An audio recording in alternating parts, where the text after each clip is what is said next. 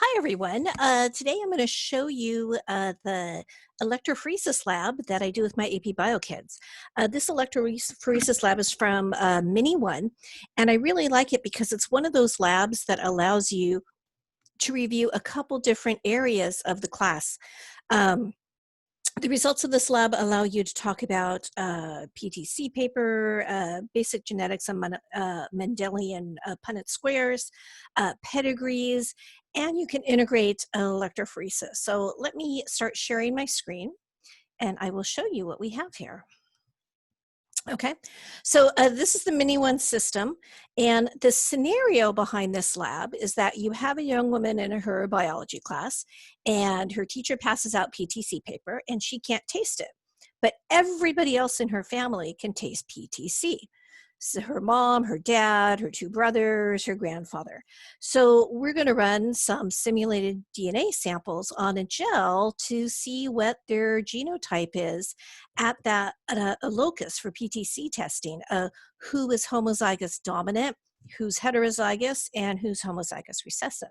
Because remember, PTC tasting is a dominant trait. So if you can't taste it, we know what your genotype is going to be, right? If you cannot taste PTC, your genotype is going to be little t, little t.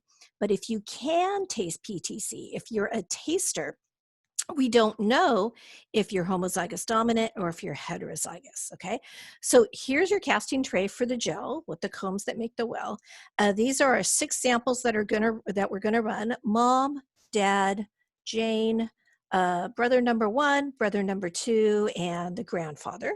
Okay, I've already used the concentrated running buffer I've diluted it up with water to make the running buffer for the gel, which I have in my measuring cup here.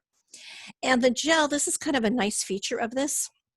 The gel cups with this lab come in these little cups that all you have to do is microwave them for 20 seconds. The dye that causes the DNA to show up is already in the gel.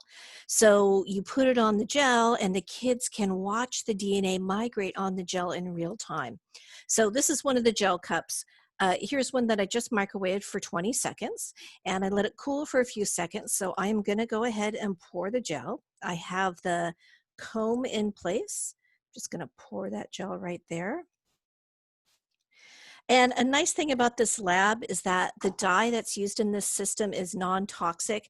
It's not like ethidium bromide, which we used, back in the old days. And this is non-hazardous waste, which is kind of nice. So we're going to let that set for about 10 minutes, and let me show you the rest of the system here. Another reason I like this system is, let me hold this up in front of the camera without disturbing my gel, is that the UV, well, a couple things. First of all, I want you to look at where we're going to put the gel.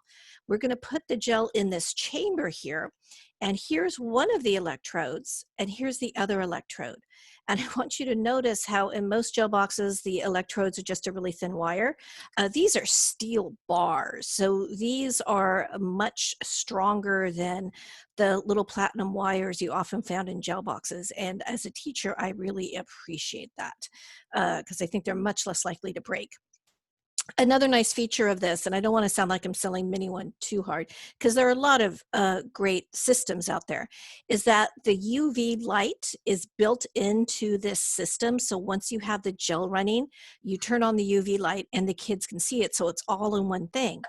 And you have this plastic hood that goes on top that shields the students from the UV light. And I'm going to put this back, oops, I'm going to put this back down here. I'm going to move this, give myself a little bit more room. It's okay. I'm going to put this back down here, and on the top of this hood, you have a hole, which is perfect for the kids putting their cell phone on top of it so they can film it on their cell phone cameras, which is kind of nice. All right, so I'm going to do a different screen share and show you the scenario here. So let me pull this up. And here we go. So here is